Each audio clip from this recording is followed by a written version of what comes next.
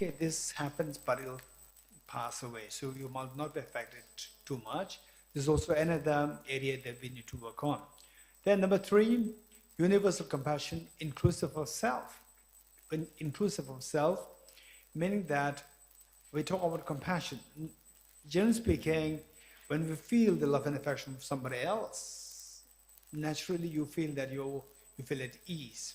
For example, how many of you have that experience that you were in school, during school days, or particularly, okay, those who went to boarding schools. Boarding schools, 1, 2, only 2, 3. Okay, so others you don't have that experience. Boarding school, for like 9 months you are in school, and then you go home. What's the feeling like, Joyce? Exactly. So when you go home, what is the feeling like?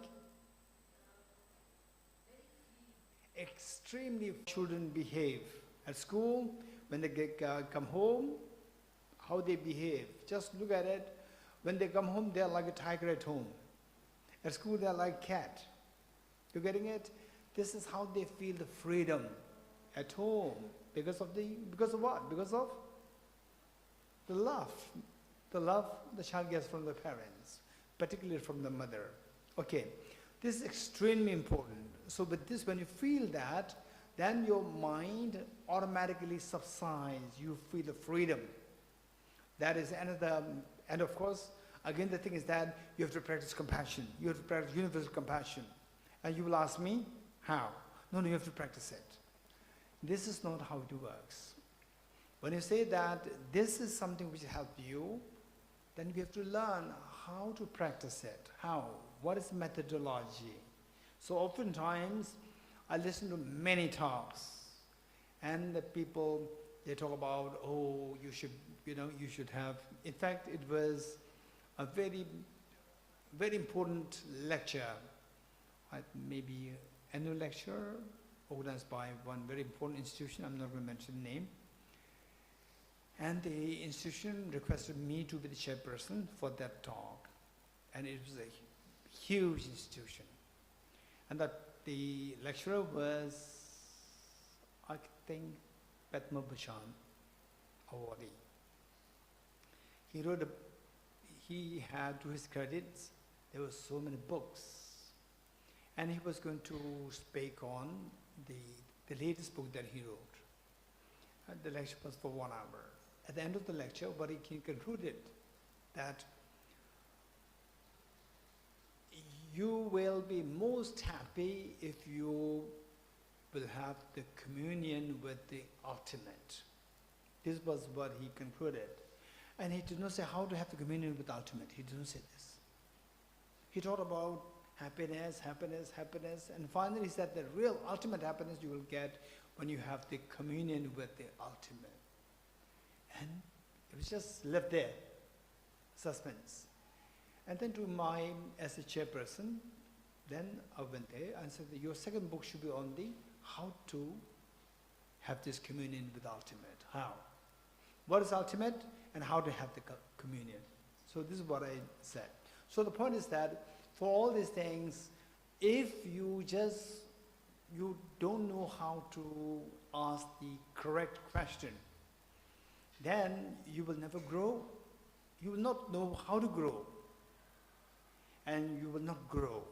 So whereas if you know how to ask the correct question, then either the person, the lecturer, the person who speaks, may not have the answer, or even that might not have actually struck his or her mind. So the thing is that we need to know how to ask the correct question. So, compassion. How to cultivate this compassion? There are 2 methods. This is extremely important. The methods are there, and so before we employ these 2 methods to cultivate universal compassion. So how the mother feels towards the child, even if the child dirties the wall. For the mother, this is a painting, beautiful painting. For other people, this is an extremely naughty gesture. of making the wall dirty, but for the mother, this is a painting. So mother is not disturbed, outsiders are disturbed. So why the mother is not disturbed? Because of the love and the compassion. This is the universal compassion. But it must begin with your personal, you should not exclude yourself. A sense of affection for yourself. Of course, we should not go to the extreme of narcissism. It can go to the extreme of narcissism, but then there should be no self-hate. Self-love, this is extremely important. If you don't know how to love yourself, how can you love others? If you don't know how to take care of yourself, how can you take care of others? If you don't have gold, how are you going to export gold? So therefore, we need to learn how to love ourselves. This is another method. Again, is going to be, if you really want to go into this, technically, this is what I teach, guide every year in many places, in India, abroad, for like 10 days to 1 week, 1 week to 10 days. Then the next one is reflect on the relativistic reality, which we briefly touched yesterday.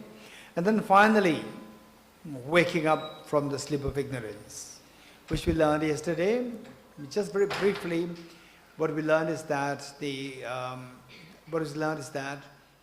from the simple metaphor of the dream, where you had the nightmare, and that nightmare, what we learned yesterday was that it was because of the belief that the dream is real.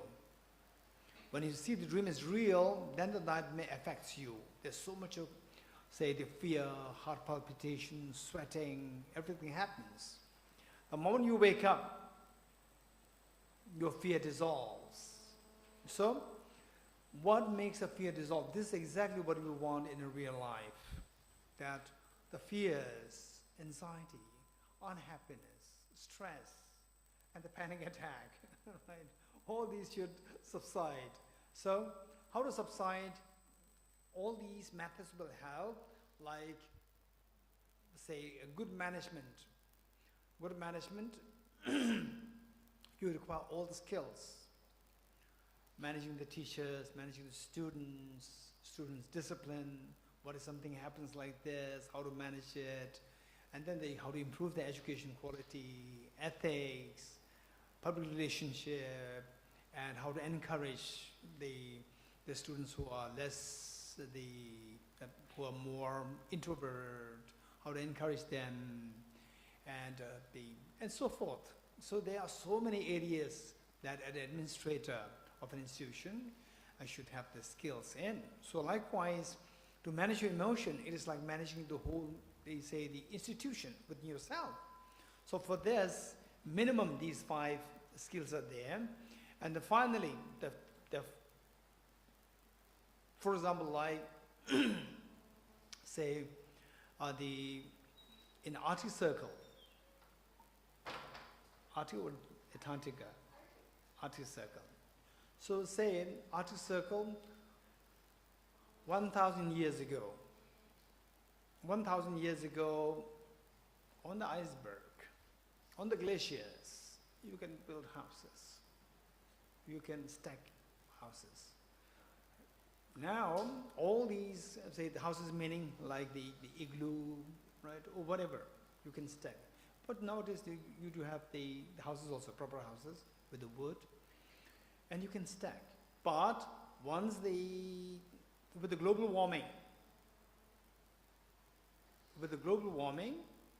we see that the glaciers or the iceberg, they melt, and then whatever is stacked will crumble down. Likewise, if you understand the 5th one, if you know how to manage emotion on the basis of the 5th one, which is insight into the ontological reality, which is going to be a little technical, but don't think that it's going to be too technical. So where the real technical part comes, and it may not be too necessary, I'll skip them. Whereas technical parts and you want to know more, I'll be happy to go into more detail. So that is going to be a little technical, but it's very extremely helpful if you can apply this in your real life. But finally, just see how relevant that is. Yesterday what we discussed is that what is irrelevant, just discard. Don't waste your time. For example, like telegraph writing, right? Now we don't learn this. Even the young ones, they have no clue what is telegraph writing, right? Each word would cost you 50 paisa in those days. Each word. If you add 50 paisa to today's like 500 rupees in those days. 50 paisa in those days, half a rupee. Today is like 500 rupees. One word would cost you 500 rupees. So that you have to have the skills. But now you don't need that. It's obsolete. So therefore, what is irrelevant, just let go of these. So the fifth one, just see, try to learn this first. Once you learn this, and then when we go through difficult times, just see how it works. And even without, not necessarily you have to wait till a difficult time hits you. Even without that, just try to apply this and see if it works. And observe your mind to see how the mind reacts when you get that experience, a glimpse of this experience. But of course, we can't expect that, the fifth one, for us to understand it within 3 lectures. Right now we have 3 more lectures. Okay. But the thing is that once you get some idea that, oh, that makes sense. And I want to go more. Yes, you can go more. You can go more. You can go deeper. Okay. So for this, what we said is that under this, I have again identified 3 points. One is the world. What we are. This is very scary. This is very unpleasant thing. This is a very nasty person. We point to the outside world. So what is that outside world? Look at what neuroscientists would say. Outside world, which you are being affected by, they are seen as the play of neurons. Anybody who has some exposure to neuroscience? One over there. Okay. Neuroscience, the neuroscientists, they will say that it's just the neural firings that you get all the impression that there's house there, fan moving, people listening, and then the screen here, the table, and what's the time? It's 3:15. All these things are the play of your neurons. You getting it? And it was 2019 when I was last in Israel for a conference on consciousness organized by a very renowned neuroscientist. Very senior, renowned neuroscientist. When participants from the hotel, when we were going on the bus from the hotel to the venue, conference venue, a neuroscientist, again a very senior neuroscientist, he told me that, tell me how to manage your emotion on the bus. Then I was starting to say that what we are seeing is the reality. He said, I know that already. Even according to neuroscience, what we are seeing is not the reality. It's just a play of your neurons. You're getting it? So, this is what I'm going to describe. What we're going to learn the next 3 days, including today, is something related to what he said, that the world that we experience all around, they're nothing but the play of your neurons, number 1. In other words, like dream. In dream, they say that you dream of being in where? Being in Delhi, right? Delhi, and then you start complaining about the pollution, Delhi heat. What's the maximum heat and temperature in Goa? 18, right? So Delhi is 6, 4, extreme. You're getting it? Oh, then you imagine that you dream of being in Delhi, complaining about the pollution, complaining about the heat, extreme temperature, extreme weather, and you wake up, you stop complaining. All what happened in the dream was just mental creation. So yesterday what we learned is that these are all subjective reality. The moment you come to know that these are all subjective, your fear dissolves, your unhappiness dissolves. When you see things as objectively real, what is the opposite of subjective reality. Objective reality. When you see things objective real, say in the dream, you see the dream is real, you see the dream as objectively real, then the fear arises. All the emotions are being stirred. Whereas you wake up, you see the dream as subjective. The moment you see as subjective, subjective means empty of being objective. You're getting it? Empty of being objective. Yes, over there. Sorry, clarity on that. So, are you saying you should, like in the extreme, when the condition of mind go? Okay, this is a good question. So in fact, all of these 5 individually will help us to manage your mental emotions. When you are in a, say for example, say when you are in a very polluted city with a heavy pollution, air pollution. So there, 2 things. The pollution affects your body, number 1, right? Don't think that this meditation, your pollution cannot affect you. Don't expect that. The pollution will affect you. Pollution will affect you. Not only the pollution affect you, your thinking can affect you. It can add to this and then can kill you faster. Right? At times, okay, there are many more details, but one detail would be that your body is amazing. It is a tremendous skill. Say, to fight, for example, like the evolution, how the mutations happen. So, of course, it's not like overnight. It can be like in 100 years, 1,000 years, million years, the mutation happens on the body, the color, and so forth. It's all because to adapt with the environment. And our mind has a tremendous capacity to fight with the external situation. But don't expect that you take cyanide and your mind can fight the cyanide. No, it will kill you instantly. Right? We should take care of external factors, internal factors well. So here, we are not talking about how to get rid of the Delhi pollution. Right? You are not talking about how to get rid of all the very undesirable news, very bad news, sad news happening every day. So this is how to manage your emotion and then be a good example to help others how to manage their emotions. Because problems are 2, physical and mental. Physical problem, we cannot really manage through these techniques, no? Physical problem, you have to deal this. For example, you have one time, there's one lady, early morning, she called me up, 6 o'clock. And then she told me that, okay, this is very important, right? Let's not have over expectation of anything. Thank you. Okay. The lady early morning, she called me up at 6 o'clock and she said, Geshe, I'm going to give up Buddhism. I said, okay, it's fine. Oh, I'm serious, I'm going to give up Buddhism. I said, it's fine, no problem. Then she said, no, I'm very serious. Then I said, what could be the reason?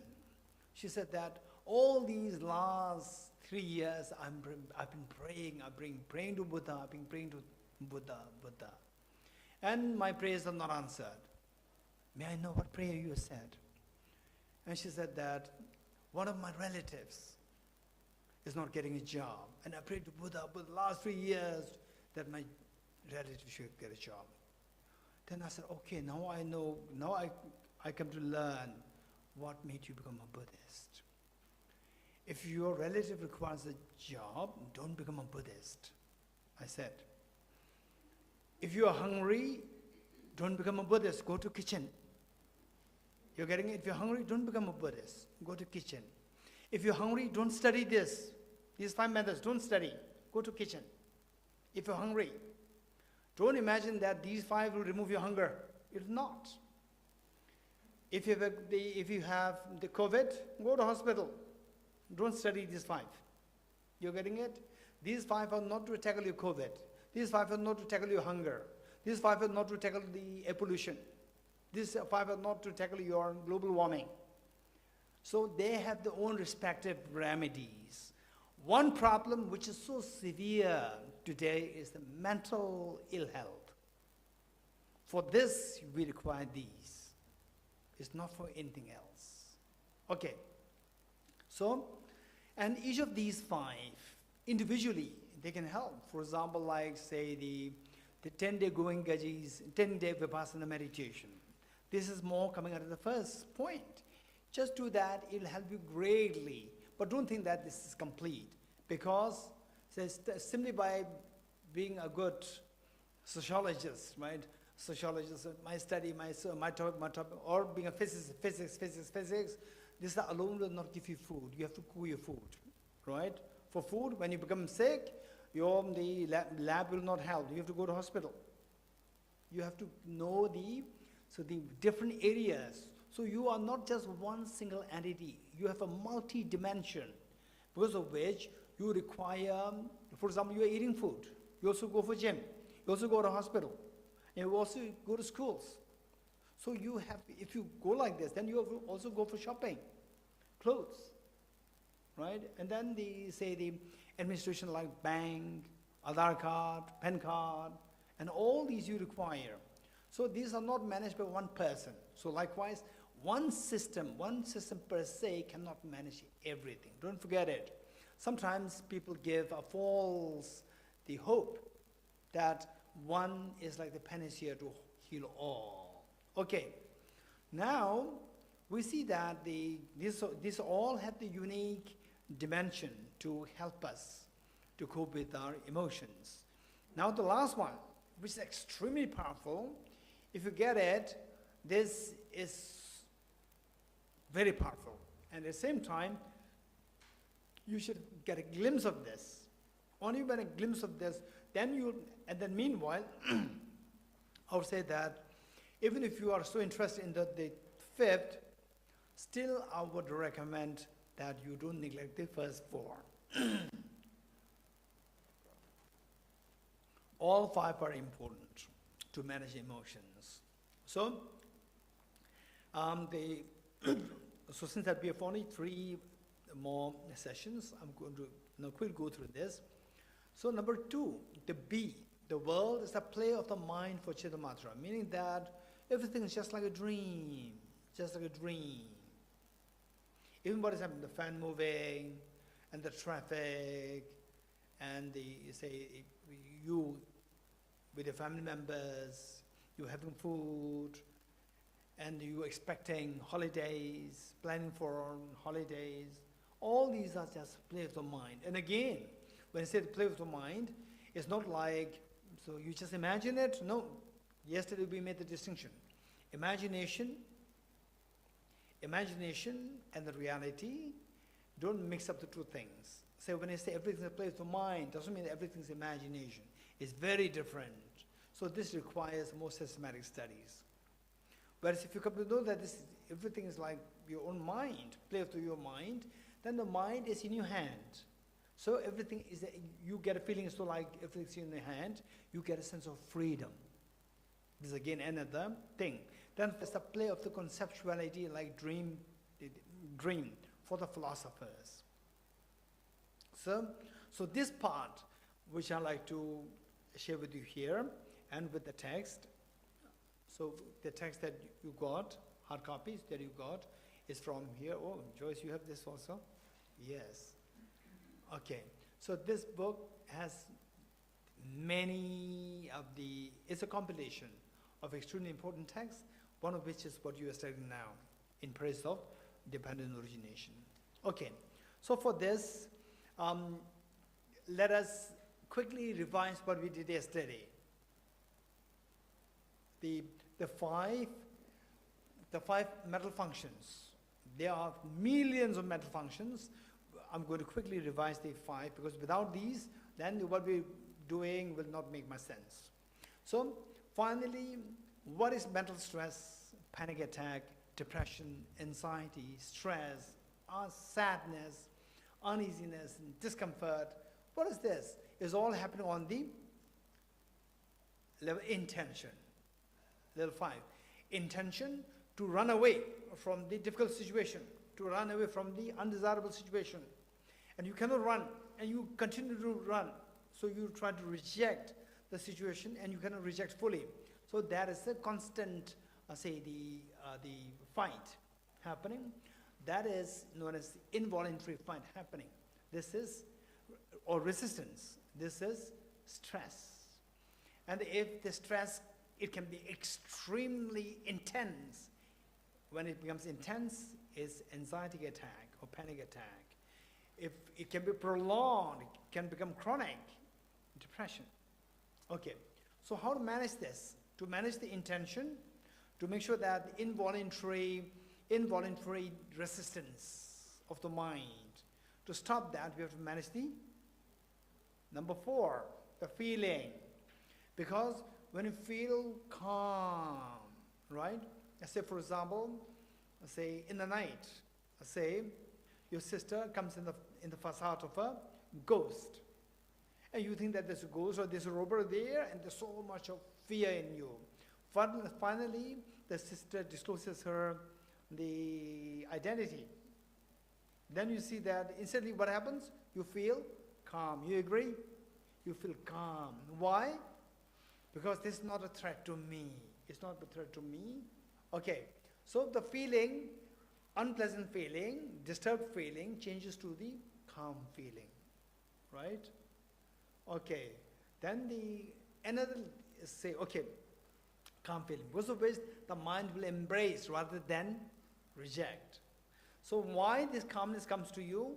Why this unpleasant feeling changes to pleasant feeling? Because of the discrimination. Discrimination, oh, it's not a ghost, it's not a robber, it's my sister. You getting it? That is discrimination. How this discrimination comes to you? Because of the attention and the contact of the information.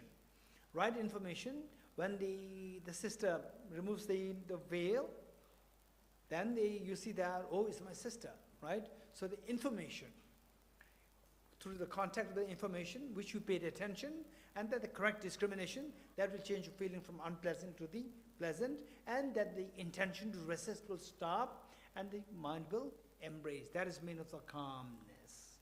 So I would say that the psychologists, the counselors, we have to study this. We have to study this. If you know this, then you will know how to manage your emotions. In fact, there was one time, there's many years ago, 2016. How many years ago now? 2016. How many years? 8 years ago. 8 years ago, there was one lady who came to my office, and she described herself as a healer. And then we were discussing, and we come to know each other well as friends. Then finally, she was herself having lots of problems. She was telling me, asking me how to deal with this emotional crisis. So the point is that if we know these things, this will be extremely handy for us, for all of us. And then you can also teach your children how to manage the emotion on the basis of this. This is what's happening in your mind. You don't have to worry. You can tell your family members, your children, also about this. So these 5 things are to be on our fingertips. How our mind works. Mind works 24/7. Our mind works on the basis of these 5 actions. Whatever you are male, non-male, female, non-female, it doesn't matter. Everybody, as long as you have a mind, your mind is operating on the basis of these 5 functions. Okay. Having said this, our job is what? From what we learned yesterday is objective as opposed to subjective.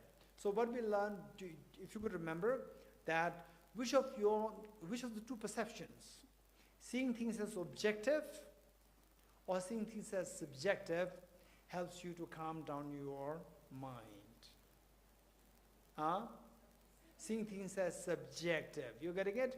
Say like in the dream, this is extremely, if you don't have this, if you don't understand this part, then the remaining will not make much sense. In the dream, why you are affected by the dream. Outside the dream, why you are not affected by the dream, that you're free from being affected by the dream. Do you agree with me? In the dream, you are affected by dream because you see the dream as objectively real. You agree? Good. When you come out, you are freed from the contents of the dream. You're freed of being affected by the dream. Why? Because you see the dream as subjective. It's not real. You agree? Good. If you agree with me, now the point is that just as the dream, even the non-dream is also purely subjective. Even the non-dreams, like the hall here, the fan there, and your lunch. Some of you younger ones may not have your lunch. Do you have a lunch? Younger ones? Huh? Anyone who did not get lunch, raise hands? Yes, I could guess. Maybe the younger ones, yes. Okay. So, say you got lunch, not got lunch, everything is like a dream. Don't say dream. Everything's like dream. In what way like dream? Just as a dream is subjective, everything is subjective. You getting it? What do you mean by subjective? What do you mean by subjective? If you know this, it's greatly liberating. It's greatly freedom. You'll feel the freedom. Okay. So for this, what we need to learn is that everything is like dream. So before we go any deeper, I'd like to share with you that dream is of two kinds: conventional dream and unconventional dream. Conventional dream is a dream, yes, we are affected by the conventional dreams. It's a dream from which we wake up every day. How many agree with me? Raise hands. Some young people, they have so much stamina, they can sleep for like 10, 20 hours, 10, 15 hours, right? Some of them, right? Okay. So we wake up from the conventional dream every day. But we have never woken up from the unconventional dream. So what is happening here now? This is not a conventional dream, this is an unconventional dream. We have never woken up from this unconventional dream. If you're woken up from the unconventional dream, you will be, just as you wake up from the conventional dream, you cease to be affected by the contents of the dream. You wake up from the unconventional dream, you cease to be affected by the unconventional dream, the world. The world will not affect you, which means your mind will not be disturbed.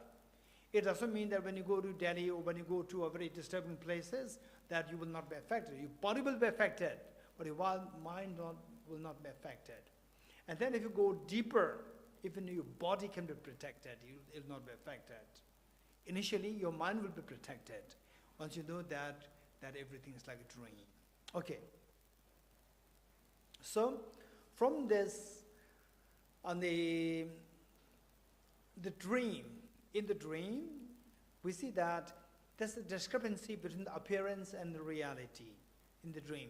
So this is the basic foundation that we have to understand it. In the dream, there's a discrepancy between the appearance and the reality.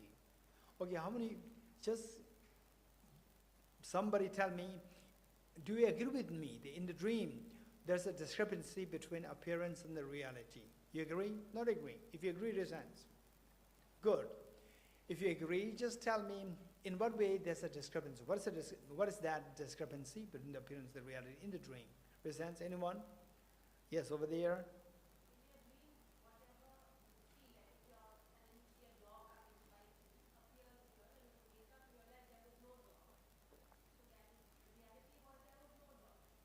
Okay, so your name?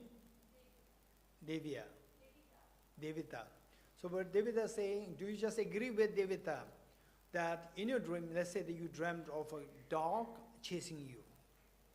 So in the dream, the dog, it appears as though a dog is coming to chase you. This appearance. But the reality is there was no dog chasing you in the dream. You agree? How many agree with Devita? Raise hands. Good. So this is known as the discrepancy between appearance and reality. In the dream, you see the appearance and reality as same. Waking up, you see the discrepancy. When you discover the discrepancy, then the fear created by this, the dream will stop. The fear will stop. Okay, so for this, the same object, the dream dog, can be seen in two ways. In the dream, you see it as real. Waking up, you see it as not real. You're getting it? The same content, dream dog, is seen in two ways. Seen as real dog, that affects you, that creates fear in you. And seen as a dream dog, as not real, the fear dissolves. So, the same object is seen in two ways. Which of the two corresponds to the reality? What you see in the dream or what you see waking up? Waking up. Good. So what you see when you wake up, that is known as the object as seen by you waking up is known as ultimate truth. And the object is seen by being in the dream, that is known as the conventional truth. You're getting it? Okay. So for this, what we are trying to introduce is that everything is like a dream. Okay, before we go any further, I said that everything is like a dream. Don't trust me. Don't trust me. You getting it? Don't trust me, meaning that don't just trust me. Because you keep in mind, okay, he said that everything is like dream. Let me see how, he's going to explain it. You getting it? Don't take it that, okay, it must be true. Right? Don't do like this. Start from where you are and take the steps.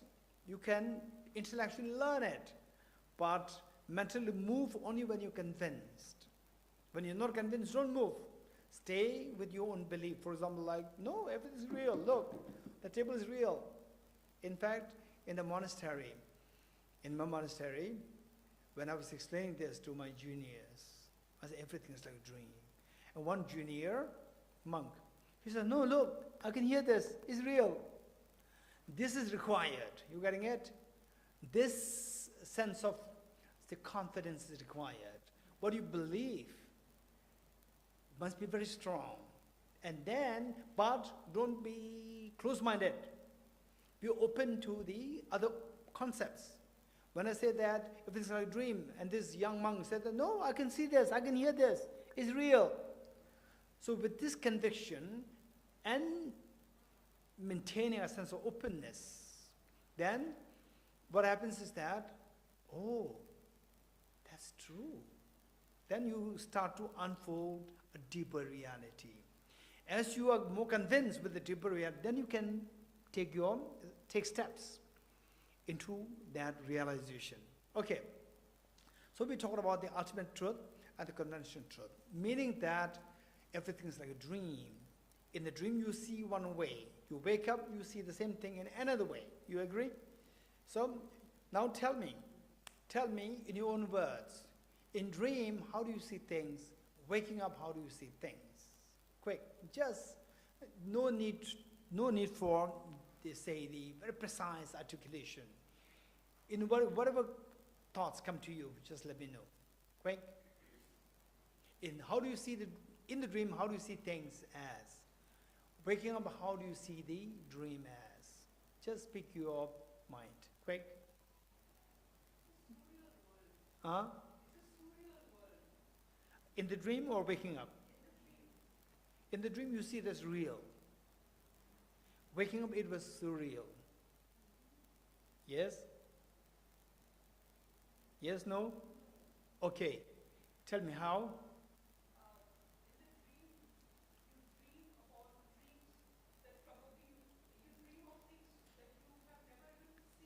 Okay, let's say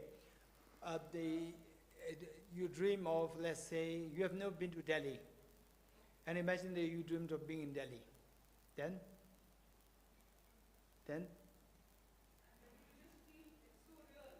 Okay. That you see that so real. Very good. You're part of this. Waking up.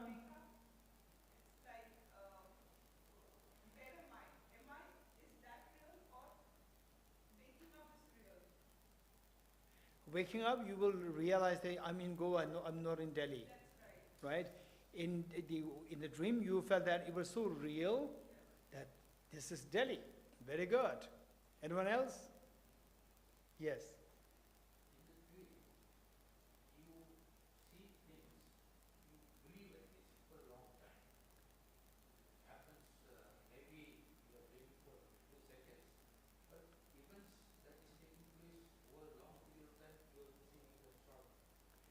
Say in a dream, so while the dream maybe the duration may be like just 5 minutes, but you experience the 5 minutes as to like 2 years, 3 years.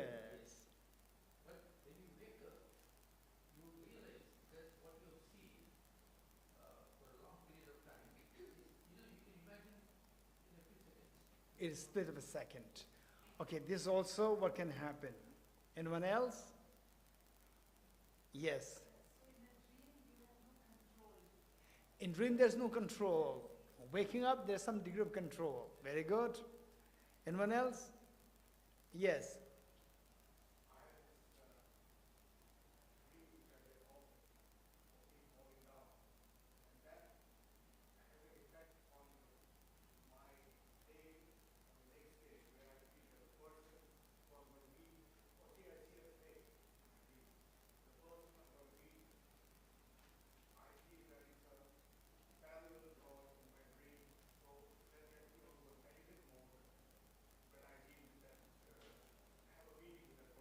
Okay, I cannot hear you too well because of the fan.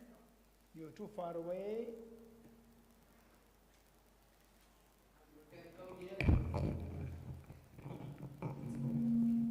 Okay, Dr. Savitri is more practical. Thank you. I'll just give you an analogy. Say you see a serpent in your dream. Yes. And I have an important meeting the next day. You know, my mental perception triggers me to believe that my meeting is going to be with someone who's going to be very a serpent-like. Or it could be the other way around. It could be a swan or else a falling thing. It's just a manifestation of your accumulated opinions.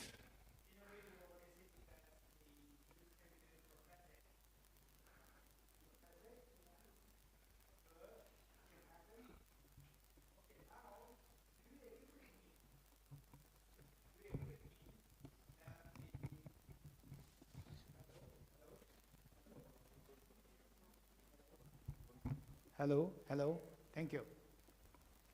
Okay, do you agree with me that the in dream you see the dream as objective or subjective? In the dream you see the dream as objective or subjective? Okay, okay. How many of you said in the dream you see things as objective? Raise hands. In the waking up you see the dream as subjective. Raise hands. Okay, in the dream you see the dream as objective. In the dream you see the dream as, in the dream. While you are in the dream, you see dream as objective or subjective? How many of you says objective raise hands? Subjective raise hands? Okay, there's the age gap, right? Okay. In the dream, are you sure? In the dream, you see the dream dog as a real dog or as my thought. That is waking up in the dream, not in the dream. Right? Okay, say that you are in a dream now. Say that you are in a dream now. Right? Okay, there's a language issue, I think. Okay, you are in a dream.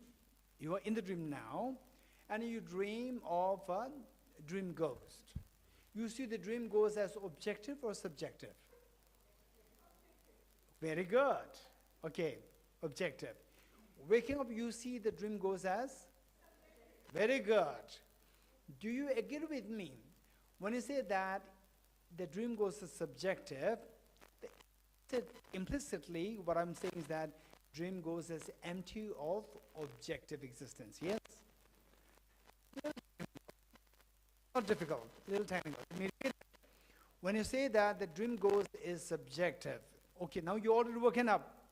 How many of you say that dream ghost is subjective? Raise hands. Raise hands. Dream ghost is, you already woken up. You are not dreaming, right? Now you are contemplating on your dream. Oh, last night I dreamt of a dream ghost, right? I dreamt of a ghost.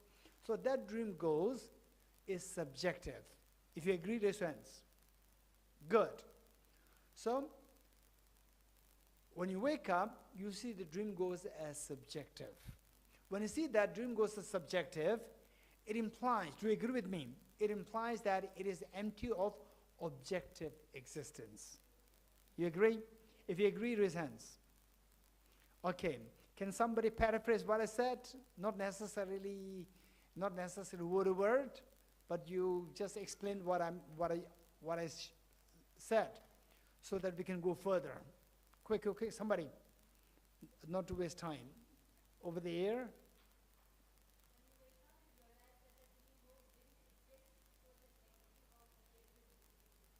Okay, when you say that, when you wake up, the dream ghost is subjective real, which implies it is empty of objective, being objective. How many agree with Devika?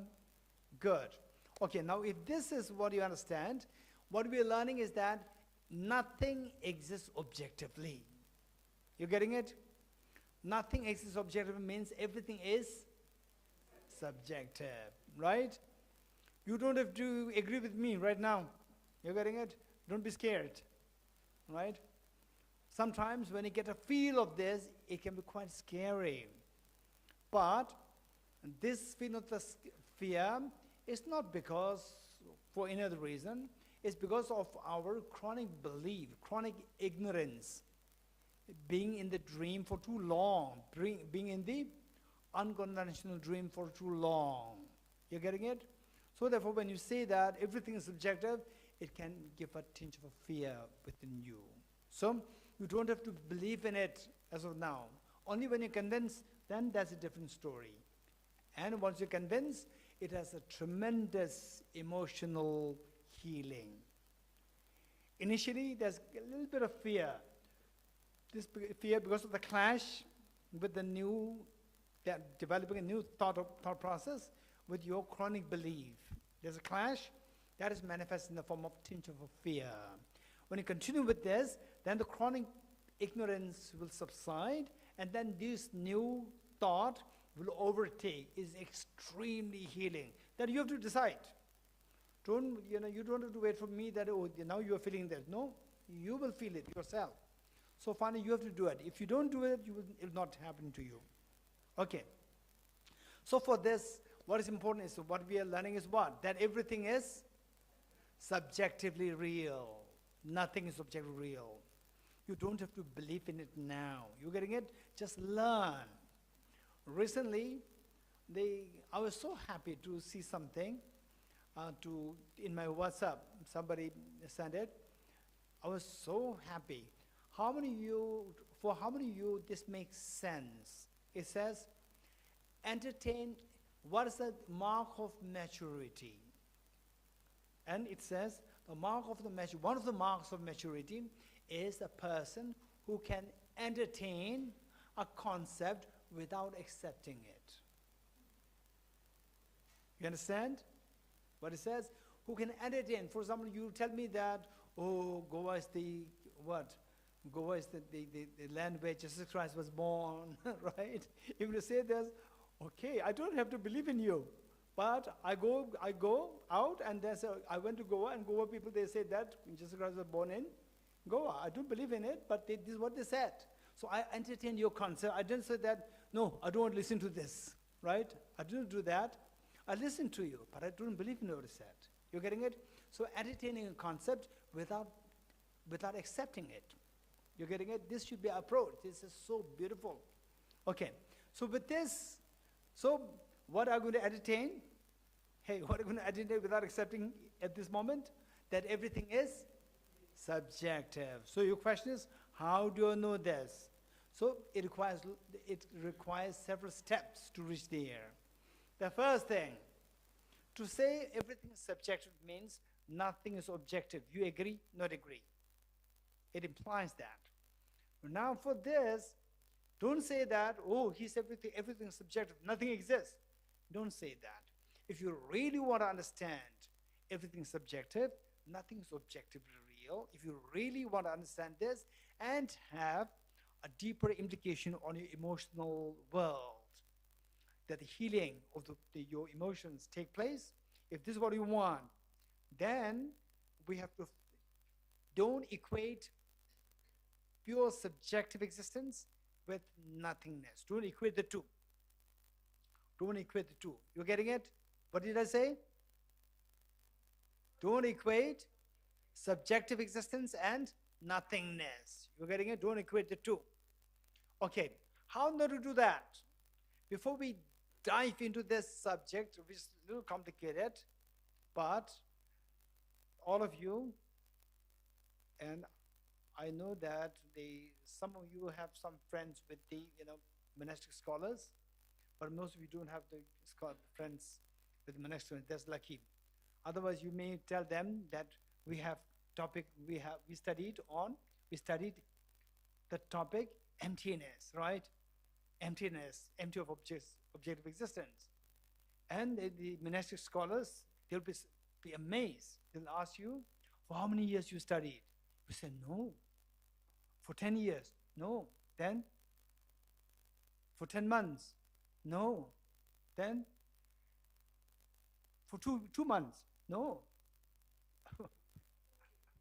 Not 4 days, 4 sessions. All right? 4 hours. 6 hours. Just 6 hours. Right? Okay. So the point is that this is, of course, a little technical. For this, we plunge with 2 questions. Before we plunge into this main topic, we require the 2 questions. First question. Do things exist? Do things exist? What's the answer? Yes. If you say, no, things don't exist, I learned it from you. This is nihilism. You're getting it? This is one extreme. Do things exist? Answer is yes. Go on. Is it terribly cold now? No. It's very pleasant now. Very pleasant or not? Maybe perhaps this is the most pleasant time of the year. Is it? Very pleasant. It's a very pleasant temperature at the moment. It's very pleasant. It's not terribly cold. It's not terribly hot. It's very pleasant. It exists. Don't say that things don't exist. So what's the first question? Do things exist? What's the answer? Yes, if you say that, no, things don't exist, I learned from you, which means you have not understood me. You have fallen to nihilism. Extreme of nihilism. There are 2 extremes. Extreme nihilism. What's the problem with the nihilism? Problem with the nihilism is that you will engage in all the nasty activities, killing, stealing, everything can happen. There's nothing existing, I can do anything. That is nihilism. All the rules, regulations will make no sense to you. And then, therefore, you end up into doing all the unhealthy things. When you say that, yes, of course, everything exists, only then you are entitled to go for the second question. Second question is, do things exist objectively? What's the answer? At least entertaining what you've learned, not accepting. On the level of entertaining what you learn from me, what's the answer? Do things exist objectively? You will say, no, from at least what we've been learning from you now. Things don't exist objectively, things exist subjectively. You don't accept it, but you are just learning from, I'm asking you what you learned from me. Do things exist objectively? What's the answer? On the level of what you've learned. I'm not asking about what you accept. On the level of what you've learned from me, do things exist objectively? No. If you say yes, things exist objectively, you fall to the extreme of absolutism. You fall to the extreme of absolutism. Absolutism meaning that things exist solidly there. Things exist solidly there. Okay. So, this is where you want to know, okay, so we have to say that things don't exist objectively. But how is he going to explain this? This is what we're going to learn. Okay, so if you say What is the first question? Two things exist. What's the answer? Yes. If you say no, what's the problem? You fall into nihilism. There was the second question. Two things exist objectively. What's the answer? No. If you say yes, what's the problem? You fall into absolutism. You're getting it? You fall into two extremes. If you avoid falling into extremes, you follow the middle way. You getting it? Okay, so we are advised to follow the middle way. What we're learning is the middle way. Middle way where things are not absolutely nothing. Not absolutely nothing. Things do exist, but not objectively. They exist subjectively. Very good. The next. So now what we learned is, do you agree with me? The first, agree with me. I don't say agree with me, meaning on the level of acceptance, on the level of your learning from me. Do you understand? Do you agree with the first point? Emptiness of objective existence. You agree? On the level of learning? Yes.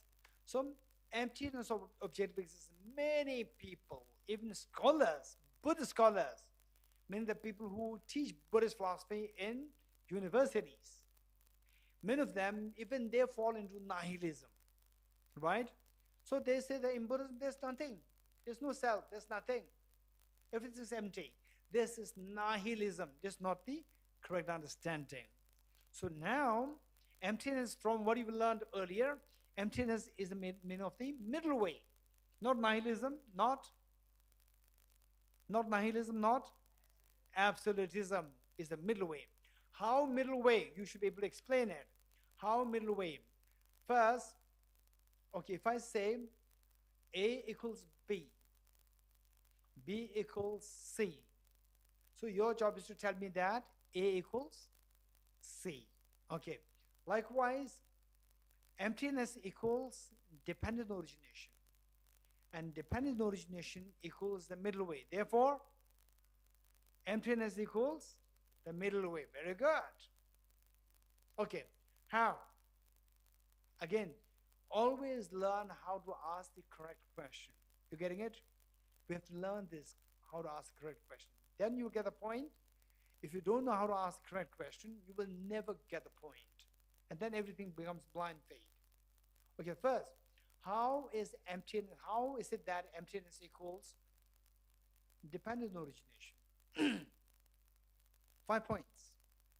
5 points. Number one, emptiness. Number two, okay, emptiness doesn't mean nothingness. Emptiness is a short form of emptiness of independent existence. Okay, of the 5 points, we have to remember these 5 points. What's number one? Emptiness. Number two, emptiness is a short form of emptiness of independent existence. Okay, let's say that the, how many of you know who? Anyone who knows who? The meaning of who? You know? Huh? Very good. Very good. Okay. Don't think that I'm asking you what's the meaning of who is who. You're getting it? Who means WHO. What is WHO? It's a short form of World Health Organization. You getting it? So emptiness doesn't mean nothingness. Emptiness is a short form of emptiness of independent existence. Number two. Number three, emptiness of independent existence means, number three, nothing exists independently. Number three, nothing exists independently. Number four, if nothing exists independently, how do they exist? Everything exists by dependence. Number four, very good. Because everything is dependently existent, everything is dependently originated. Number five, let me repeat it. Number one, emptiness. Number two, emptiness is a short form of emptiness of independent existence. Number three, emptiness independent existence means nothing exists independently. Number three. Number four, nothing exists independently means everything is dependently existent. Number four. Everything is dependent existence means everything is dependent originated. You getting it? So from these 5 points, we come to deduce that emptiness means dependent origination. So my first work is done. What's the first work? How emptiness equals the dependent origination. That is done. What's number 2? What's number 2? How emptiness is, how dependent origination equals the middle way. Okay. For this, we need to know 2 points. We need to know 2 points. Middle way, dependent origination. And dependent origination has 2 sides. One is dependence, and the other one is origination. The first one is dependent. What is the opposite of dependent? Independent. When you say dependent, it rejects independence. So independent existence and absolute existence, these two mean the same. So when you say dependent origination, the first one, dependent, it rejects the extreme of absolutism. What's the second one? Origination, dependent origination. Origination, second one. Origination means something coming into existence, something coming into origination or something coming into existence. What is the opposite of existence? Nihilism, non-existence, nihilism. So when it's origination, it rejects nihilism. You're getting it? So by dependent origination, dependent, it rejects the extreme of absolutism. Origination, it rejects the extreme of nihilism. Bringing the two together, dependent origin together, rejects the two extremes. Rejecting the two extreme is following the middle way. This is how dependent origination means the middle way. So my job is done. A equals B, B equals C. Now what is your job? Therefore A equals C. Now tell me. Therefore, emptiness equals the middle way. You got it? Okay. So in future, even though you may not have learned about this philosophy, it's just the first time that you're learning from here.